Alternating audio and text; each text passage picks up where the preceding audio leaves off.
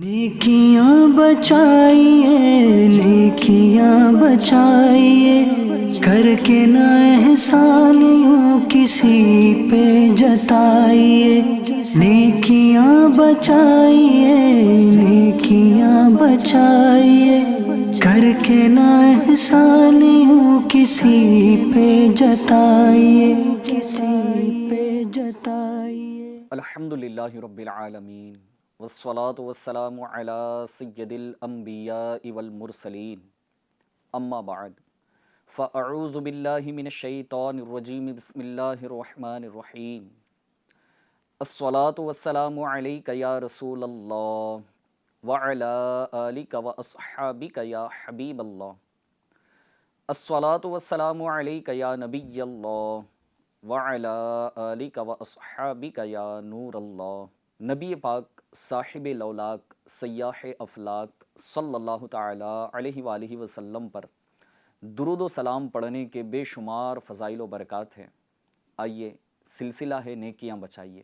اپنی گفتگو کا آغاز کرنے سے پہلے پیارے آقا صلی اللہ تعالیٰ علیہ وآلہ وسلم پر درود و سلام پڑھنے کی ایک بڑی ہی پیاری فضیلت انشاءاللہ سنتے ہیں۔ اللہ پاک کے آخری نبی مکی مدنی محمد عربی صلی اللہ تعالیٰ علیہ وآلہ وسلم نے ارشاد فرمایا، جو مجھ پر روز جمعہ 80 بار درود پڑھے اللہ پاک اس کے 80 سال کے گناہ معاف فرمائے گا۔ صلو علی الحبیب صلی اللہ تعالیٰ علی محمد صلی اللہ تعالیٰ علیہ وآلہ وسلم۔ ناظرین، پچھلے ایپیسوڈ میں ہم نے غیبت کے متعلق کچھ مدنی پھول سننے کی سعادت حاصل کی تھی، اور بالخصوص ہم اپنے سلسلے میں ان باتوں کا تذکرہ کرتے ہیں کہ جن کے کرنے کی وجہ سے، جن کو عمل میں لانے کی وجہ سے بندے کی نیکیاں برباد ہو سکتی ہیں، اس کے عمل ضائع ہو سکتے ہیں۔ آئیے آج بھی انشاء اللہ تبارک و تعالی غیبت ہی سے ریلیٹڈ کچھ اور مدنی پھول ہم سننے کی سعادت حاصل کرتے ہیں۔ آج ہم وہ باتیں بھی انشاءاللہ ہم اپنے سلسلے میں شامل کریں گے کہ ہمارے بزرگان دین اپنے آپ کو غیبت سے کس طرح سے یہ بچایا کرتے تھے۔ آپ بھی نیت کر لیجئے کہ انشاءاللہ تبارک و تعالی ہم بھی اپنے آپ کو غیبت سے بچائیں گے، نہ ہم غیبت کریں گے اور نہ ہی غیبت سنیں گے، بلکہ اپنے بزرگوں کے طریقے پر عمل کرتے ہوئے اپنے آپ کو گناہوں سے بچانے کی کوشش کریں گے۔ چونکہ ہم ایک معاشرے کے اندر رہتے ہیں، ایک سوسائٹی میں رہتے ہیں، لہٰذا ہم نے اپنے رشتہ داروں کے ساتھ ملنا جلنا ہوتا ہے، اپنے گھر والوں کے ساتھ ہم بیٹھتے ہیں، اپنے دوستوں کی گیدرنگ میں ہم ہوتے ہیں، کاروبار ہمارا ہوتا ہے، ہماری جاب ہوتی ہے، الغرض لوگوں میں ہمارا اٹھنا بیٹھنا ہوتا ہے۔ جب ہم آپس میں بیٹھتے ہیں تو کچھ نہ کچھ گفتگو ہو ہی رہی ہوتی ہے، لہٰذا جب بھی ہمارے پاس کوئی آ کر کسی کی غیبت کرے تو ہرگز اس پر اعتماد مت کیجیے۔ جی ہاں، یہ بڑا بہترین اور پیارا مدنی پھول ہے کہ ہرگز اس پر اعتماد نہ کیجیے، کیونکہ غیبت کرنے کے سبب وہ فاسق ہو جاتا ہے، اور فاسق کی خبر معتبر نہیں ہوتی۔ حضرت سیدنا امام محمد بن شہاب زہری رحمۃ اللہ تعالی علیہ ایک مرتبہ بادشاہ سلیمان بن عبد الملک کے پاس تشریف فرما تھے کہ ایک شخص آیا۔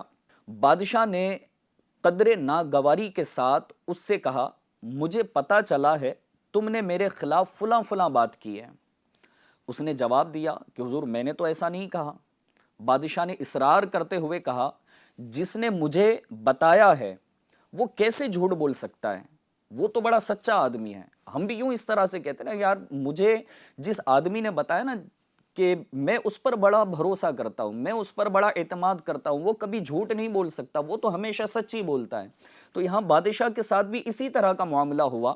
تو حضرت سیدنا امام زہری رحمۃ اللہ تعالی علیہ نے بادشاہ کو مخاطب کر کے فرمایا، آپ کو جس نے اس طرح کی خبر دی وہ تو چغلی کھانے والا ہوا، اور چغل خور کبھی سچا نہیں ہو سکتا۔ یہ سن کر بادشاہ سنبھل گیا اور کہنے لگا، حضور آپ نے بالکل بجا فرمایا۔ پھر اس شخص سے کہا، تم سلامتی کے ساتھ لوٹ جاؤ۔ ہم اپنی بیٹھک پر غور کریں کہ جب ہم کسی کے ساتھ بیٹھتے ہیں تو کہیں ہمارا سلسلہ غیبتوں والا تو نہیں ہوتا، ہماری گفتگو چغلی بھری تو نہیں ہوتی. جی ہاں، بعض اوقات سامنے والا ان الفاظ کے ساتھ ہمیں کہہ رہا ہوتا ہے نا کہ بھائی میں غیبت نہیں کر رہا ہوں کسی کی، میں تو آپ کو سچائی بتا رہا ہوں، میں کسی کی برائی کی نیت سے نہیں آیا، میں تو آپ کے ساتھ بھلائی چاہتا ہوں کہ کوئی آپ کو نقصان نہ پہنچائے. اس طرح کے اور بھی بہت سارے الفاظ ہوتے ہیں کہ جہاں پر بندہ پھنس جاتا ہے ان الفاظ کی چکر میں، اور پھر وہ غیبتیں یا تو کرتا ہے یا چغلی کرتا ہے، یا تو پھر غیبت و چغلی سننے کے لیے تیار ہو جاتا ہے. ناظرین، ہمیں چاہیے کہ اپنے آپ کو ہم غیبت اور چغلی سے بچائیں، کیونکہ یہ وہ اعمال ہیں کہ بندہ جب اس میں گرفتار ہو جاتا ہے نا تو اس کی نیکیاں برباد ہو سکتی ہیں، اس کے اعمال اکارت کیے جا سکتے ہیں، اس کے اعمال کو ضائع کیا جا سکتا ہے. لہٰذا آئیے ایک اور بڑی ہی پیاری روایت انشاءاللہ عز و جل سنتے ہیں. امیر المؤمنین حضرت سیدنا عمر بن عبد العزیز رضی اللہ تعالیٰ عنہ کی خدمت بابرکت میں ایک شخص حاضر ہوا اور اس نے کسی کے بارے میں کوئی منفی یعنی نگیٹیو بات کی. آپ رضی اللہ تعالیٰ عنہ نے فرمایا اگر تم چاہو تو ہم تمہارے معاملے کی تحقیق کریں، اگر تم جھوٹے نکلے تو اس آیت مبارکہ کے مصداق قرار پاؤ گے. وہ آیت مبارکہ کیا ہے؟ پارہ 26 سورۃ الحجرات کی آیت نمبر 6، ترجمہ کنز الایمان. اگر کوئی فاسق تمہارے پاس کوئی خبر لائے تو تحقیق کر لو.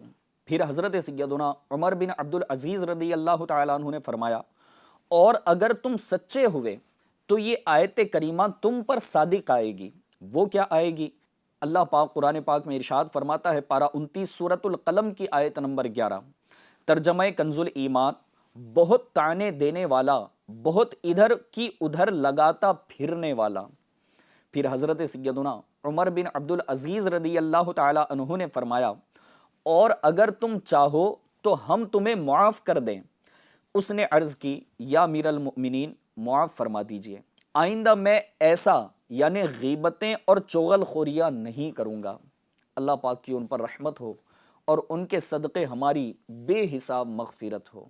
صلو علی الحبیب صلی اللہ تعالی علی محمد صلی اللہ تعالی علیہ وآلہ وسلم. ناظرین، یہ دیکھیے حضرت سیدنا عمر بن عبد العزیز رضی اللہ تعالیٰ عنہ کا کتنا پیارا اور انوکھا انداز. آپ نے غیبت سننے سے انکار بھی فرما دیا، کسی کی برائی سننے سے انکار بھی فرما دیا، اور اس سامنے آنے والے شخص کی کیسی تربیت فرمائی کہ اللہ کا کلام اسے سنایا، اور اس کی ایسی تربیت فرمائی کہ اس نے پھر اپنے اس عمل سے معذرت کی اور عہد کیا کہ آئندہ پھر میں کبھی اس طرح کا عمل نہیں کروں گا. لہٰذا ہمیں بھی چاہیے کہ ہم تو پہلے اس طرح کی کوئی گفتگو نہ کریں، لیکن اگر ہمارے پاس کوئی اس طرح کی گفتگو کرنے کے لیے آتا ہے یا دوران گفتگو اس طرح کی باتیں شروع ہو جاتی ہیں تو ہم بھی احسن انداز میں غیبت اور چغلی کرنے اور سننے سے ہم اپنے سامنے والے اسلامی بھائیوں کو منع کریں اور احسن انداز میں منع کریں. آئیے مزید ایک اور حکایت ہم سنتے ہیں کہ ایک شخص نے کسی بزرگ رحمت اللہ تعالی علیہ کی بارگاہ میں حاضر ہو کر انہیں ان کے دوست کی کچھ منفی یعنی نیگیٹو باتیں بتائی. اس پر انہوں نے ارشاد فرمایا افسوس تم میرے پاس 3 برائیاں لے آئے. اب غور سے سنیے گا کہ ہمارے بزرگوں کا انداز کتنا نرالا ہوا کرتا تھا کہ یہ جو ہے نا بالکل اپنے آپ کو بچانے کی بھرپور کوشش کیا کرتے اور پھر اپنے آپ کو بچانے میں اللہ پاک کی رحمت سے کامیاب بھی ہوتے. ہمیں بھی چاہیے کہ ہم اس طرح کے اعمال کو اپنائیں، اس طرح کی باتوں کو اپنائیں. ظاہر سی بات ہے کہ یہ وہ باتیں ہیں نا کہ جو مطالعہ کرنے سے ہمیں پتہ چلتی ہے. ہمیں اپنے بزرگوں کی سیرت کا مطالعہ کرنا چاہیے، ہمیں اپنے بزرگوں کو پڑھنا چاہیے، ان کے انداز کو، ان کے کردار کو، ان کے معاملات کو ہمیں پڑھنا چاہیے. انشاءاللہ عز و جل اگر ہم پڑھیں گے، یاد رکھیں گے، اللہ پاک کی رحمت سے امید ہے کہ ان بزرگوں کے صدقے ہمیں بھی ان بری باتوں سے بچنے میں کامیابی مل سکے گی.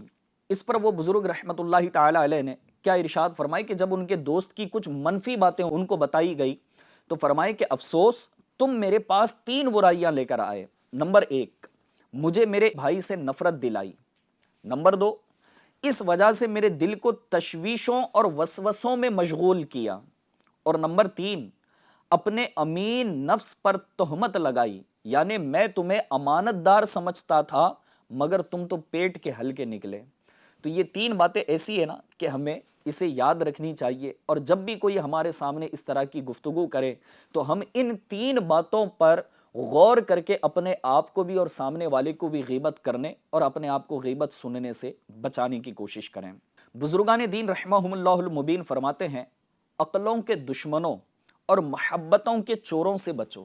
یہ چور بدگوئی کرنے والے اور چغلی کھانے والے ہیں، اور چور تو مال چراتے ہیں، جبکہ یہ غیبتیں اور چغلیاں کرنے والے لوگ محبتیں چراتے ہیں۔ جی ہاں ناظرین، آپ اگر غور کریں گے نا، کوئی ہمارے پاس کسی کی چغلی کر رہا ہے تو وہ کیا چرا رہا ہے؟ محبت ہی تو چرا رہا ہے نا۔ جس کے متعلق چغلی کی، جس کے متعلق غیبت کی، تو اب اس شخص کی جو عزت ہمارے دل میں تھی، اس کی محبت ہمارے دل میں تھی، وہ تو کم ہوتی جا رہی ہوگی، یا تو محبت ہی چلی جائے گی۔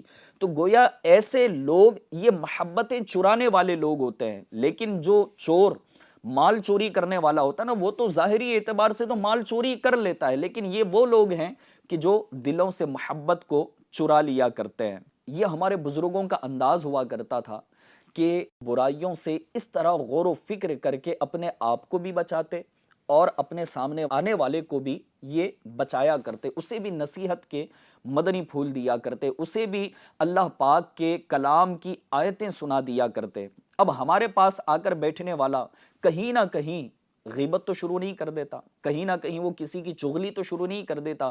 جب ہم 2-4 مل کر بیٹھتے ہیں یا 2 مل کر بیٹھتے ہیں، کسی تیسرے کا تذکرہ نکلتا ہے تو پھر جو ہے نا ہمیں الرٹ ہو جانا چاہیے۔ جی ہاں، ہمیں ہوشیار ہو جانا چاہیے کہ بھائی جب تیسرے کا تذکرہ نکلا ہے تو یہ اچھائی کے طور پر نکلا ہے، یا پھر کہیں ایسا تو نہیں کہ اس کی اچھائی کے ساتھ ساتھ ہم اس کی غیبت بھی بیان کر رہے ہوں، اس کی اچھائی کے ساتھ ساتھ اس کی چغلی بھی بیان ہو رہی ہو۔ آئیے ہمارے آج کے اس سلسلے میں ہم نیت کر لیں کہ انشاء اللہ عز و جل اللہ پاک کی رضا کے لیے ہم اپنے آپ کو غیبت اور چغلی سے اور ان اعمال سے بچانے کی کوشش کریں گے کہ جن کے کرنے سے گناہ بھی ہوتا ہے اور نیکیاں بھی برباد ہو جاتی ہیں۔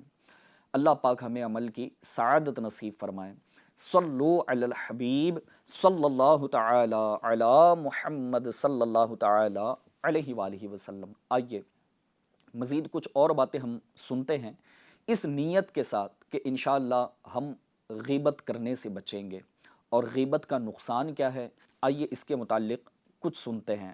سرکار مدینہ سلطان باقرینہ صلی اللہ تعالی علیہ وآلہ وسلم کا ارشاد عبرت بنیاد ہے، جس شخص کو کسی مرد مسلم کی برائی کرنے کی وجہ سے کھانے کو ملا، اللہ تعالیٰ اس کو جہنم سے اتنا ہی کھلائے گا، اور جس کو مرد مسلم کی برائی کی وجہ سے کپڑا پہننے کو ملا، اللہ تعالیٰ اس کو جہنم کا اتنا ہی کپڑا پہنائے گا، اور جو کسی شخص کی وجہ سے سنانے اور دکھانے کی جگہ میں کھڑا ہو تو اللہ پاک اسے قیامت کے دن سنانے اور دکھانے کی جگہ میں کھڑا کرے گا۔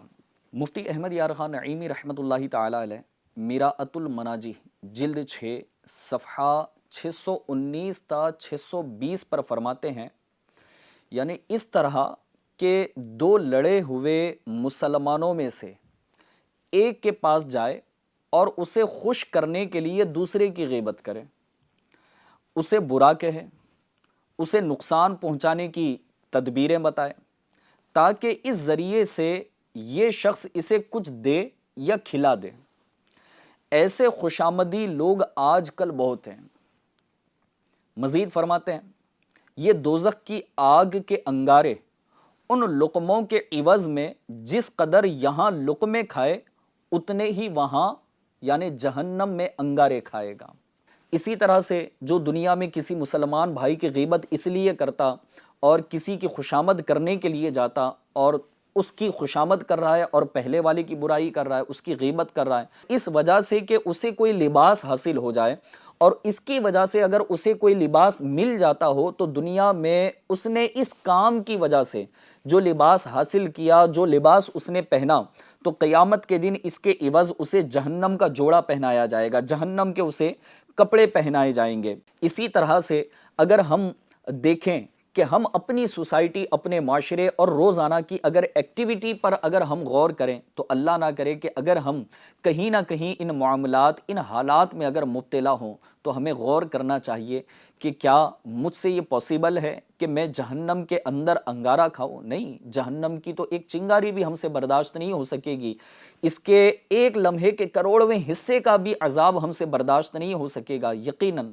ہمارے جسم بڑے نازک ہیں، اللہ پاک ہماری حفاظت فرمائے۔ یہ جو حدیث پاک اور اس کی ہم نے شرح سنی ہے تو اس سے وہ لوگ عبرت حاصل کریں جو اپنے امیر، اپنے نگران، اپنے افسر، اپنے سیٹ یا لیڈر یا کسی مالدار کو اچھا لگانے، ان کی ہمدردیاں پانے، اپنے آپ کو وفادار جتانے، مگر حقیقت میں اپنی حماقت پر مہر لگانے اور خود کو دوزخ کا حقدار بنانے کے لیے اس سیٹ وغیرہ کے سامنے اس کے مخالف کی پولیں کھولتے ہیں اور مختلف زاویوں سے ان کی برائیاں کرتے ہیں، جہنم کی غذا کھائی جا سکے گی، نہ دوزخ کا لباس پہنا جا سکے گا۔ جی ہاں، ہم میں اتنی طاقت نہیں ہے جہنم کی غذا کا نقشہ کھینچتے ہوئے۔ صدر الشریعہ بدر الطریقہ حضرت علامہ مولانا مفتی محمد امجد علی اعظمی رحمۃ اللہ تعالی علیہ کیا فرماتے ہیں؟ امیر اہل سنت دامت برکاتہم العالیہ نے اپنی کتاب غیبت کی تباہ کاریہ میں اس بات کو نقل فرمایا ہے۔ مکتبۃ المدینہ کی مطبوعہ بہار شریعت جلد اول صفحہ 167 تا 168 167 to 168 پر آپ فرماتے ہیں کہ جہنمیوں کو خاردار تھوہڑ یعنی ایک کانٹے دار زہریلا پودا کھانے کو دیا جائے گا۔ وہ ایسا ہوگا کہ اگر اس کا ایک ڈراپ، ایک قطرہ دنیا میں آئے تو اس کی سوزش، وہ بدبو تمام اہل دنیا کی معیشت برباد کر دے اور وہ گلے میں جا کر پھندا ڈالے گا۔ اس کے اتارنے کے لیے دوزخی لوگ پانی مانگیں گے، ان کو وہ کھولتا پانی دیا جائے گا کہ منہ کے قریب آتے ہی منہ کی ساری کھال گل کر اس میں گر پڑے گی اور پیٹ میں جاتے ہی آنتوں کو ٹکڑے ٹکڑے کر دے گا اور وہ شوربے کی طرح بہہ کر قدموں کی طرف نکلیں گی۔ پیاس اس بلا کی ہوگی کہ اس پانی پر ایسے گریں گے جیسے سخت پیاس کے مارے ہوئے اونٹ۔ نار جہنم سے تو اما دے، خلد بری دے، باغ جنا دے، از پے حضرت ابو حنیفہ، یا اللہ میری جھولی بھر دے۔ آمین بجاہ النبی الامین صلی اللہ تعالی علیہ وآلہ وسلم۔ صلو علی الحبیب صلی اللہ تعالی علی محمد صلی اللہ تعالی علیہ وآلہ وسلم۔ غور فرمائیں کہ ہم نے جہنم کے متعلق بھی کچھ باتیں یہاں پر سنی ہیں، لیکن میں اپنے آپ سے سوال کروں کہ کیا جہنم کا عذاب مجھ سے برداشت ہو سکے گا؟ کیا میں جہنم کے انگارے کھا سکوں گا؟ کیا میں جہنم کا لباس پہن سکوں گا؟ اور جہنم کے اندر جو فرشتے اس شخص کو اونچی جگہ پر کھڑا کر کے اعلان کریں گے اس کے متعلق، تو کیا اس بے عزتی کو میں سہ سکوں گا؟ دنیا کے اندر میری تمنا یہی ہوتی ہے کہ میں اچھی سے اچھی غذا استعمال کروں، مجھے کوئی تکلیف نہ ہو، لوگ میری عزت کریں، کوئی مجھے بے عزت نہ کرے۔ لیکن قیامت کا دن تو وہ دن ہوگا نا کہ جس میں ساری انسانیت ہوگی، اور پھر جن جن لوگوں سے ہم اپنی عزت کو بچانا چاہتے تھے یا اپنے آپ کو بدنامی والے کاموں سے بچانا چاہتے اور وہ کام چھپ کر کیے جاتے تھے، وہ لوگ بھی تو وہاں پر موجود ہوں گے کہ جن کے سامنے ہم وہ کام کرتے نہیں تھے، اور ہماری حقیقت ان لوگوں کے سامنے بھی عیاں ہو جائے گی۔ ناظرین، آئیے غیبت کے متعلق اور کچھ سنتے ہیں، اس ذہن کے ساتھ کہ ہم نے نہ غیبت کرنی ہے اور نہ ہی غیبت سننی ہے۔ حضرت سیدنا فقی ابو اللیث سمرقندی رحمۃ اللہ تعالی علیہ فرماتے ہیں کہ 3 آدمیوں کی دعا قبول نہیں ہوتی۔ جی ہاں، میری بھی تمنا ہے، آپ کی بھی تمنا یقیناً ہوگی کہ میں جو رب کی بارگاہ میں دعائیں کروں، میرا رب میری دعاؤں کو قبول فرمائے، اللہ پاک مجھے نعمتوں سے نوازے۔ لیکن دعائیں قبول کن لوگوں کی نہیں ہوتی؟ ایسے لوگوں میں شامل ہونے سے بھی تو اپنے آپ کو بچانا ہے نا۔ جی ہاں، ہم وہ کام بھی کریں کہ جن کی دعائیں قبول نہ ہوتی ہوں اور پھر یہ تمنا بھی رکھیں کہ میری دعائیں قبول ہوں، تو پھر یہ کیسے پاسبل ہوگا؟ آئیے فقی ابو اللیث سمرقندی رحمۃ اللہ تعالی علیہ نے کیا ارشاد فرمایا، اسے توجہ کے ساتھ سنیے گا۔ آپ فرماتے ہیں کہ 3 آدمیوں کی دعا قبول نہیں ہوتی۔ نمبر 1، جو مال حرام کھاتا ہو۔ نمبر 2، جو با کثرت غیبت کرتا ہو۔ اور نمبر 3، جو کہ مسلمانوں سے حسد رکھتا ہو۔ مزید آئیے ایک اور روایت سنیے۔ نبیوں کے سلطان، رحمت عالمیان، سردار دو جہان، محبوب رحمان صلی اللہ تعالی علیہ وآلہ وسلم کا فرمان برکت نشان ہے، جو شخص اپنے گھر میں بیٹھ رہے اور کسی مسلمان کی غیبت نہ کرے تو اللہ تعالیٰ اس کے لیے جنت کا ضامن ہے۔ کتنی پیاری حدیث پاک ہے کہ کیسے پیارے آقا صلی اللہ تعالی علیہ وسلم نے اس شخص کو بشارت عطا فرمائی کہ جو اپنے گھر میں ہی بیٹھا رہے لیکن کسی کی غیبت نہ کرے تو اللہ تبارک و تعالیٰ اس کے لیے جنت کا ضامن ہے۔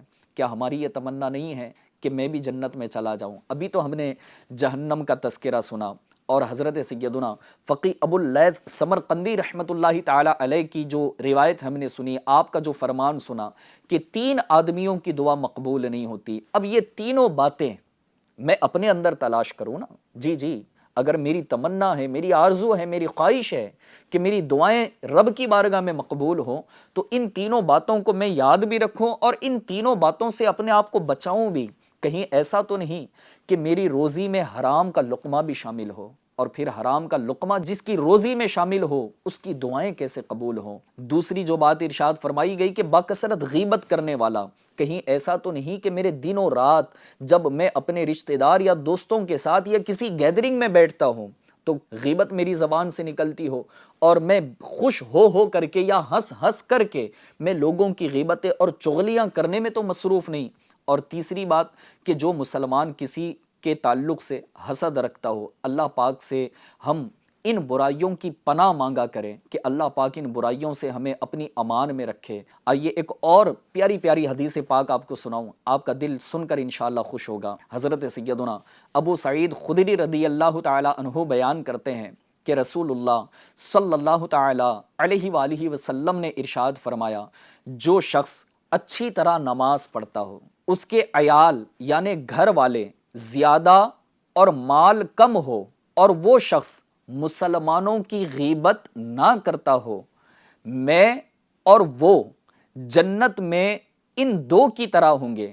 یعنی پیارے آقا صلی اللہ تعالی علیہ وسلم نے انگشت شہادت اور بیچ کی انگلی ملا کر دکھایا اور فرمایا کہ وہ شخص مسلمانوں کی غیبت نہ کرتا ہو، میں اور وہ جنت میں اس طرح سے ہوں گے۔ تو پیارے آقا کا جنت میں اگر پڑوس چاہیے، پیارے آقا صلی اللہ تعالی علیہ وسلم کی جنت میں قربت چاہیے، تو ہمیں چاہیے کہ ہم اپنے آپ کو غیبت سے بچائیں۔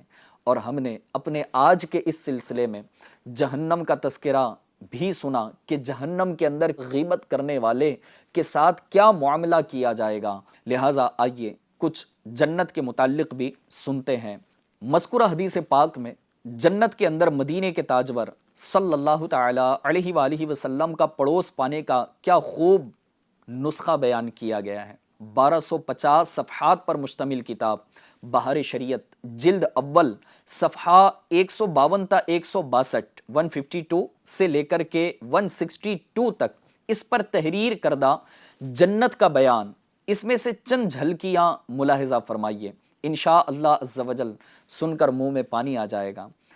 اللہ رب العزت کی رحمت بھری جنت کی چاہت میں بے تاب ہو جائیے اور اسے پانے کی جد و جہد تیز تر کر دیجئے۔ چنانچہ لکھا ہے کہ اگر جنت کی کوئی ناخن بھر چیز دنیا میں ظاہر ہو تو تمام آسمان و زمین اس سے آراستہ ہو جائیں، اور اگر جنتی کنگن یعنی کلائی کا ایک زیور جو کلائی میں پہنا جاتا ہے نا اسے کنگن کہتے ہیں، تو اگر جنتی کا کنگن ظاہر ہو تو آفتاب یعنی سورج کی روشنی مٹا دے جیسے آفتاب ستاروں کی روشنی مٹا دیتا ہے۔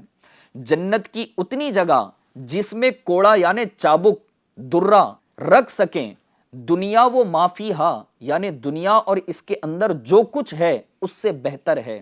جنت کی دیواریں سونے اور چاندی کی اینٹوں اور مشک کے گارے سے بنی ہوں گی۔ جنتیوں کو جنت میں ہر قسم کے لذیذ سے لذیذ کھانے ملیں گے، جو چاہیں گے فوراً ان کے سامنے موجود ہوگا۔ اگر کسی پرند کو دیکھ کر اس کے گوشت کھانے کو جی ہو، یعنی دل کرے کہ اس پرندے کا میں گوشت کھاؤں، تو اسی وقت بھنا ہوا ان کے پاس آ جائے گا۔ اگر پانی وغیرہ اس کی خواہش ہو تو کوزے خود ہاتھ میں آ جائیں گے، اور ان میں ٹھیک اندازے کے موافق پانی، دودھ یا پاکیزہ شراب، شہد ہوگا کہ ان کی خواہش سے ایک قطرہ کم اور نہ ہی ایک قطرہ زیادہ۔ بعد پینے کے یعنی جب پی لے تو پینے کے بعد خود بخود جہاں سے آئے تھے چلے جائیں گے۔ وہاں کی شراب دنیا کی سی نہیں جس میں بدبو اور کڑواہٹ اور نشہ ہوتا ہے، اور پینے والے بے عقل ہو جاتے ہیں، آپے سے باہر ہو کر بیہودہ باتیں بکتے ہیں۔ وہ پاک شراب ان سب باتوں سے پاک و منزہ ہے۔ وہاں نجاست، گندگی، تھوک، رینٹ، پیشاب پاخانہ، کان کا میل، بدن کا میل اصلاً بالکل بھی نہ ہوں گے۔ ایک خوشبودار فرحت بخش ڈکار آئے گی اور خوشبودار فرحت بخش پسینہ نکلے گا۔ سب کھانا اس کی وجہ سے ہضم ہو جائے گا، اور ڈکار اور پسینے سے مشک کی خوشبو نکلے گی۔ جی ہاں، ہم اپنے بدن پر عطر لگاتے نا کہ خوشبو آئے، عطر ہم ملتے ہیں، خوشبو ہم ملتے ہیں، لیکن جنت میں جب پسینہ نکلے گا نا تو پھر اس پسینے سے مشک کی خوشبو نکلے گی۔ ہر وقت زبان سے تسبیح و تکبیر با قصد یعنی ارادتاً اور بلا قصد یعنی بلا ارادہ مثل سانس کے جاری ہوں گی۔ کم سے کم ہر شخص کے سرہانے 10,000 خادم کھڑے ہوں گے۔ خادموں میں ہر ایک کے ایک ہاتھ میں چاندی کا پیالہ ہوگا اور دوسرے ہاتھ میں سونے کا، اور ہر پیالے میں نئے نئے رنگ کی نعمت ہوگی۔ جتنا کھاتا جائے گا لذت میں کمی نہ ہوگی بلکہ زیادتی ہوگی۔